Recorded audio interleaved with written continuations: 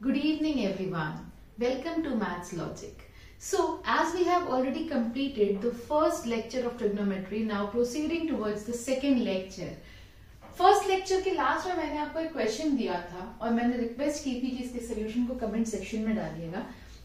तो चलिए इसके सोल्यूशन को हम डिस्कस करते हैं। बिफोर डिस्कसिंग आपको याद होगा हमने बात की थी पंडित भोला प्रसाद अपॉन हर हर भोले।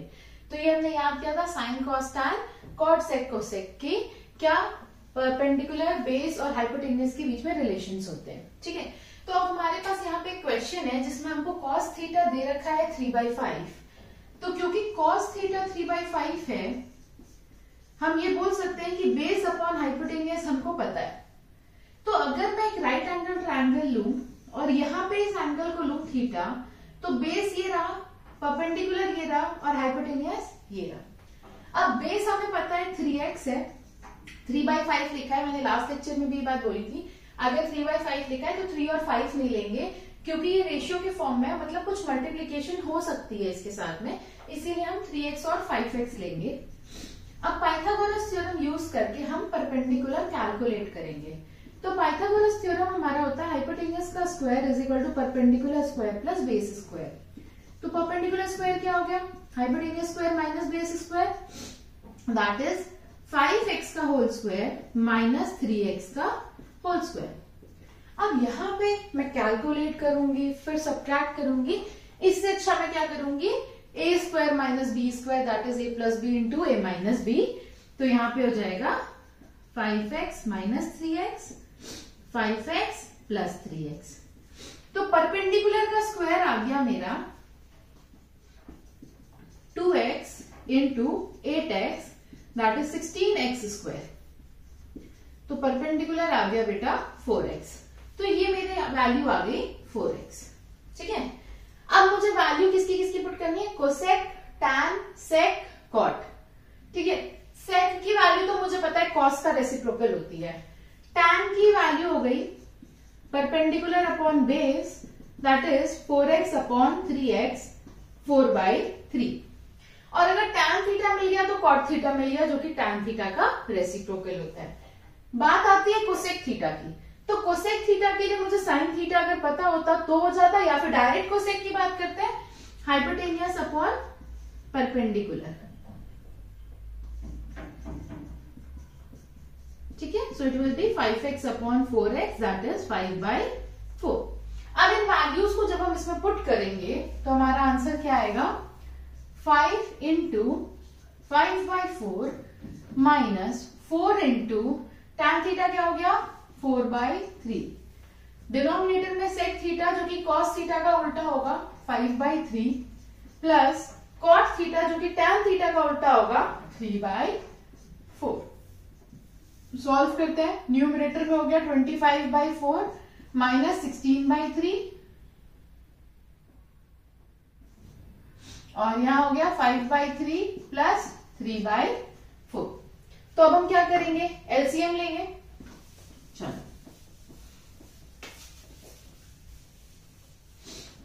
एलसीएम लेते हैं। न्यूमरेटर में एलसीएम लिया हमने 12, 75 माइनस 48। डिनोमिनेटर में हमने एलसीएम लिया 12, 20 प्लस 9। तो 12 से 12 तो कैंसिल हो गया। डिनोमिनेटर में बच गया 29, न्यूमरेटर में बच गया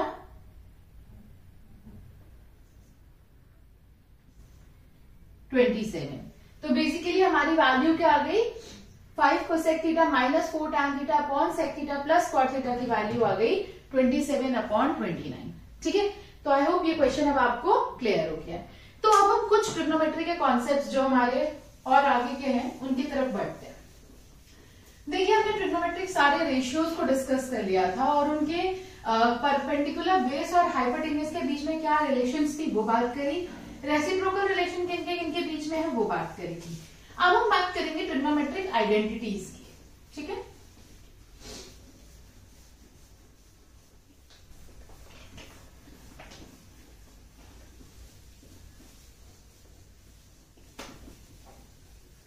आई होप आप लोगों को वीडियो समझ में आ रही होगी, कॉन्सेप्ट सारे क्लियर हो रहे होंगे। जहां पे भी आपको लगे कि आपको कोई डाउट है वहां पे प्लीज वीडियो को रोक के थोड़ा सा बैक करके दोबारा देखिए, आपको समझ में आएगा। फिर भी अगर नहीं आता है तो आप कमेंट सेक्शन में प्लीज मेंशन करिए आपको कहाँ डाउट है। I try to connect with you और मैं अगर आपको बेटर वीडियो प्रोवाइड करने की कोशिश करूंगी। ठीक है, तो अब यहाँ पे हमारे पास एक ऑप्शन एक कॉन्सेप्ट है जिसको हम बोलते हैं ट्रिग्नोमेट्रिक आइडेंटिटी।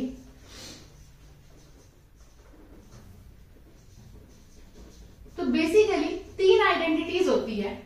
पहली sine square theta plus cos square theta हमेशा 1 होता है। Sine square theta plus cos square theta हमेशा 1 होता है। ठीक है, चाहे थीटा की वैल्यू 30, 60, 45, 20, 90 कुछ भी हो, sine square theta plus cos square theta हमेशा 1 होता है। सेकेंड है 1 प्लस tan स्क्वायर थीटा हमेशा sec स्क्वायर थीटा होता है। 1 प्लस tan स्क्वायर थीटा हमेशा sec स्क्वायर थीटा होता है। ठीक है, third 1 plus cot square theta हमेशा cosec स्क्वायर थीटा होता है। ये 3 ट्रिग्नोमेट्रिक आइडेंटिटीज आपको याद होनी चाहिए, क्योंकि जब आप क्वेश्चंस प्रूविंग वाला करते हो ये बहुत जगह डायरेक्टली यूज हो रहे होते हैं और आपका क्वेश्चन इजी हो जाता है। ठीक है, तो sine square theta plus cos square theta 1 होगा, 1 plus tan square theta sec square theta होगा, 1 plus cot square theta cosec square theta होगा। ठीक है, अब कुछ बेसिक वैल्यूज होती हैं जो हमें पता होना चाहिए, जैसे कि 30 डिग्री, 60 डिग्री। ठीक है, तो ऐसी कुछ वैल्यूज को हम डिस्कस करेंगे। मैं यहाँ पे वैल्यूज का टेबल बना रही हूं।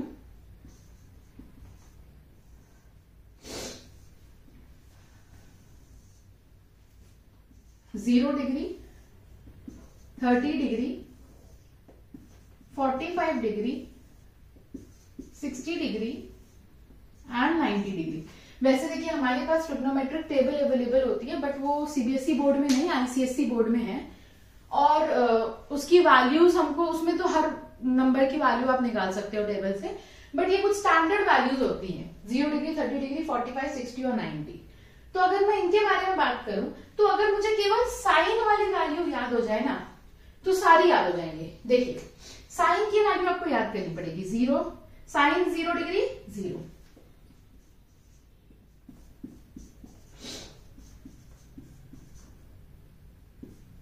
ठीक है, sine 30 degree 1/2, sine 45 degree 1/√2, sine 60 degree √3/2 और साइन 90 डिग्री 1। अगर मुझे साइन की वैल्यू याद है तो कॉस की वैल्यू बहुत आसान है। इधर से इधर हम पढ़ रहे हैं ना, इसका उल्टा वापस आ जाओ। देखो cos 0 degree 1, cos 30 degree √3/2, cos 45 degree वही होगा जो साइन 45 है, कॉस 60 डिग्री इधर 1/2 और कॉस 90 डिग्री 0। तो बेसिकली साइन में जब हम 0 से 90 जा रहे हैं तो जो वैल्यू लिख रहे हैं उसी वैल्यू को जब आप रिवर्स करके लिखोगे तो आपकी कॉस की वैल्यू आ जाएगी, यानी cos 0 to 90 is same as sin 90 to 0। ठीक है, अब मेरे को लिखना है tan की वैल्यू, tan थीटा। ठीक है, मुझे tan की वैल्यू लिखनी है। तो tan 0 डिग्री क्या होगा, tan हमेशा sin अपॉन cos होता है ना, tan हमेशा sin अपॉन cos होता है। तो मैं sin अपॉन cos करती हूँ, 0 divide by 1 is 0, 1/2 divide by √3/2 1/√3, 1/√2 divide by 1/√2 1, √3/2 divide by 1/2, 2 से 2 कट गया, √3 बच गया, 1 divide by 0, any number divide by 0 is not defined. तो ये आ गया नॉट डिफाइंड। ठीक है, अब अगर मुझे कॉट की वैल्यू लिखनी है, सेम वही बेटा, जो हम 0 to 90 जा रहे हैं tan में, कॉट में इसका उल्टा आ जाओ, नॉट डिफाइंड, √3, 1, 1/√3 एंड 0। अगर आप मुझे बोल दे कि सेक की वैल्यू लिखो, तो कॉस की आपको ऑलरेडी मिल चुकी है, इसका आपको क्या लिखना है, रेसिप्रोकल, सेक 1 हो जाएगा। यहां पे मैं सेक की वैल्यू लिखती हूं 1, 2/√3, इसका रेसिप्रोकल हो गया। ठीक है, ऐसे इसका रेसिप्रोकल √2, 2 और अगेन यहां पे क्या आ जाएगा, नॉट डिफाइंड। क्यों, क्योंकि 0 का रेसिप्रोकल 1/0। क्या 1/0 डिफाइंड है? नहीं, तो it will be not defined. Similarly अगर मुझे कोसेक लिखना है तो मैं साइन का रेसिप्रोकल लिख दूंगी। इस तरीके से हम एक टेबल क्रिएट करते हैं जिसमें कुछ स्टैंडर्ड वैल्यूज होती हैं 0, 30, 45, 60 और 90 की। हमें ये values generally application of trigonometry में यूज होगी और कुछ आपको क्वेश्चंस भी मिलेंगे जिस पे आपको काम करना होगा। ठीक है, तो उसको प्लीज नोट डाउन करिए। अब हम आगे कुछ एग्जाम्पल्स की तरफ बढ़ेंगे। ठीक है, पहला एग्जाम्पल है,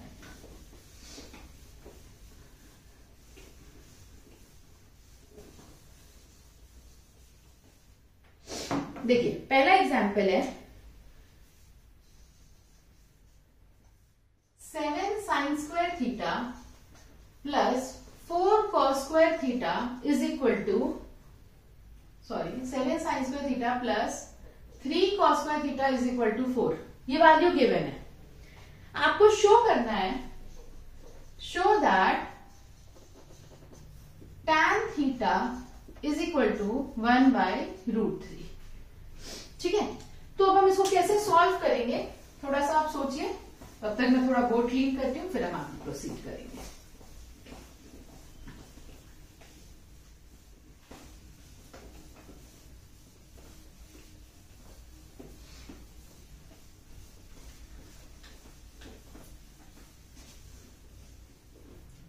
ओके, तो जो हमारे पास गिवन है पहले उस पर फोकस करते हैं। 7 sin square theta plus 3 cos square theta is equal to 4। ये गिवन है। मैडम अभी आपने एक आइडेंटिटी बताई थी sin square theta plus cos square theta 1।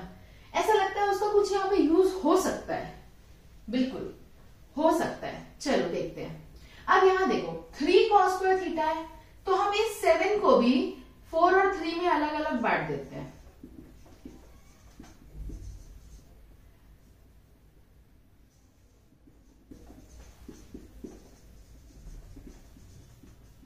ठीक है, हमने क्या किया, इस 7 sin square theta को 4 और 3 में अलग अलग बांट दिया।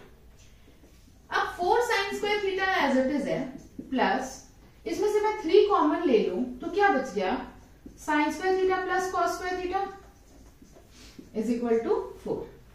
अभी आइडेंटिटी पड़ी थी, sin square theta plus cos square theta कितना होता है, 1, वही यहां पे यूज हो जाएगी। तो ये क्या बन गया, 4 sin square theta plus 3 into 1 is equal to 4।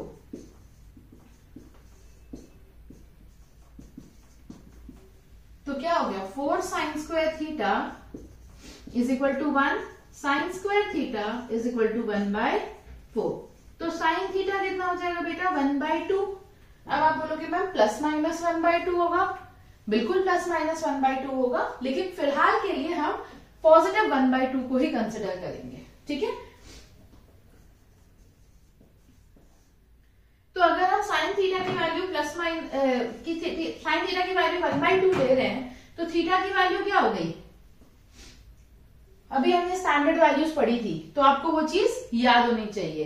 तो थीटा की वैल्यू हो गई 30 डिग्री। अब अगर मैं -1/2 ले लेती तो क्या आप बता पाते थीटा की वैल्यू कितनी होगी, नहीं। हाँ, जब आप 11th-12th में जाएंगे तब आप बता पाएंगे। ठीक है, तो उसकी बात हम तब करेंगे। अभी फिलहाल हम पॉजिटिव वैल्यू पे ही फोकस करेंगे क्योंकि अभी हम उसी पे सॉल्व कर रहे हैं। तो साइन थीटा की वैल्यू 1/2 होने से मुझे पता चल गया थीटा की वैल्यू 30 डिग्री है। शो किसकी वैल्यू करनी है, tan थीटा की। तो tan 30 डिग्री क्या हो जाएगा, 1/√3। प्रूव हो गया। ठीक है, आई होप समझ में आ गया होगा आपको। एक क्वेश्चन बहुत इजी है, एक बार देख के ऐसे डर लगता है कि अरे ये क्या दे दिया मैम ने, इसमें कैसे करना है, बट आपको याद है साइन स्क्वायर और कॉस स्क्वायर में हमेशा एक आइडेंटिटी होती है, उसकी तरफ आपको बेंड होना है। तो sine square plus cos square को हमने उस तरीके से ब्रेक करके आइडेंटिटी का एप्लीकेशन किया है। ठीक है, चलिए अब हम कुछ और आगे के एग्जाम्पल्स देखते हैं। एग्जाम्पल 2 की तरफ बढ़ते हैं।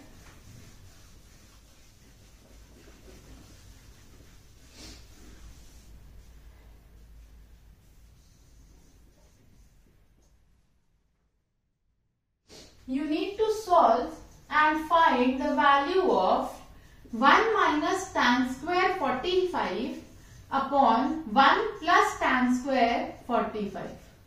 इसकी वैल्यू फाइंड करनी है आपको। ये तो बहुत आसान है ना? बिल्कुल बहुत आसान है। कैसे करेंगे? 1 माइनस tan स्क्वायर 45 है। tan 45 की वैल्यू क्या होती है? tan 45 की वैल्यू फटाफट जहां आपने टेबल बनाया था वो टेबल एक बार फिर से देखिए, आपको पता चल जाएगा। tan 45 की वैल्यू क्या होती है? 1 होती है। तो हमने tan 45 की वैल्यू 1 पुट करी। 1 माइनस 1 का स्क्वायर अपॉन 1 प्लस 1 का square, 1 minus 1 upon 1 plus 1, 0 divide by 2, zero divided by any number is equal to what? 0. So the answer will be 0. तो 1 minus tan square 45 upon 1 plus tan square 45 को हमने solve किया। tan 45 की value 1 होती है। tan square 45 की जगह हमने 1 पुट किया। 1 का स्क्वायर 1 का square, 1 minus 1 0, 1 plus 1 2, 0 divided by 2 is 0. ठीक है? Now moving to another important question. आपके एनसीईआरटी में भी है ये और काफी बार बोर्ड एग्जाम्स में आ भी चुका है।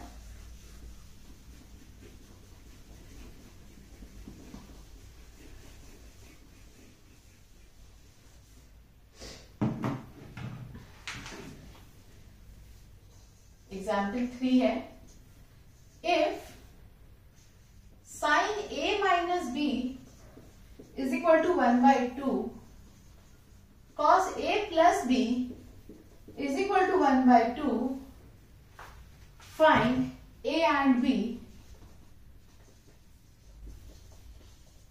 such that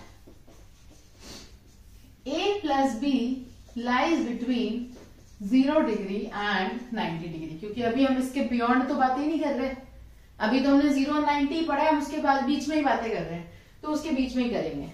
ठीक है? देखो क्वेश्चन बहुत आसान है, बस इसमें एक और चैप्टर इन्वॉल्व हो गया है, linear equation in 2 variable, and I hope वो आपको आता है। ठीक है? अगर नहीं आता है तो हम उसके भी प्रैक्टिस करेंगे, तब आप उसका रिविजन करिएगा। अब यहां देखिए, साइन a माइनस b की वैल्यू 1/2 है। टेबल, फटाफट टेबल देखो, 1/2 कौन सी डिग्री पे था? 30 डिग्री पे। तो क्या मैं इसको लिख सकती हूँ, is equal to sine 30 degree also. तो अगर इन दोनों को कंपेयर किया जाए तो a माइनस b की वैल्यू आ गई 30। Mark this as equation 1। ठीक है? Second, cos a plus b की वैल्यू 1/2 है। cos a प्लस b की वैल्यू 1/2 है। अगर टेबल देखा जाए तो cos 60 डिग्री 1/2 होता है ना? cos 60 डिग्री 1/2 होता है। फिर से इसको इसके साथ कंपेयर किया तो a प्लस b की वैल्यू कितनी आ गई? 60, and this is equation number 2। ठीक है? अब हम फर्स्ट इक्वेशन और सेकंड इक्वेशन को आपस में ऐड कर देते हैं। ठीक है? फर्स्ट और सेकंड को ऐड किया, a minus b 30, a plus b 60, add कर रहे हैं, cancel, 2a is equal to 90, a is equal to 45 degree. और अब जब a की वैल्यू मिल गई, पुट कर दो, 45 degree minus b is equal to 30 degree. तो b इज इक्वल टू क्या हो जाएगा? 45 माइनस 30, दैट इज 15 डिग्री। ठीक है? सो आई होप आपको ये क्वेश्चन क्लियर हो गया है। ठीक है? तो अभी तक हमने ऑलमोस्ट ट्रिग्नोमेट्री के जो कैलकुलेटिव पार्ट थे वो कवर कर लिए हैं। हमने सारी आइडेंटिटीज पढ़ ली, हमने सारे जो भी इसका थ्योरेटिकल कॉन्सेप्ट है वो हमने पढ़ लिया। अब जो बारी बची है वो बची है कुछ प्रूविंग वाले एग्जाम्पल्स करने की, क्योंकि प्रूविंग वाले एग्जाम्पल्स बहुत इंपॉर्टेंट है और बहुत बच्चों को उसमें प्रॉब्लम भी होती है, आई अंडरस्टैंड। तो नेक्स्ट लेक्चर में हम प्रूविंग वाला एग्जाम्पल करेंगे और फिर फोर्थ लेक्चर में हम एप्लीकेशन ऑफ ट्रिग्नोमेट्री पे जाएंगे, जिसमें हम हाइट एंड डिस्टेंस की बात करते हैं। ठीक है? तो आई होप आपको यहां तक समझ में आया है, और प्लीज अगर कोई आपको प्रॉब्लम आ रही है तो कमेंट सेक्शन में जरूर मेंशन करिए, ताकि मैं आपको और फर्दर गाइडेंस प्रोवाइड कर सकूं। ठीक है? और अगर वीडियोस पसंद आ रही है तो आपको क्या करना है? वीडियोस को लाइक करना है, चैनल को सब्सक्राइब करना है और बेल आइकन जरूर बजाइएगा, ताकि आपके पास नोटिफिकेशन आए और आप वीडियोस के थ्रू अपडेटेड रहे। Okay, so thank you very much. Please subscribe and press the bell icon.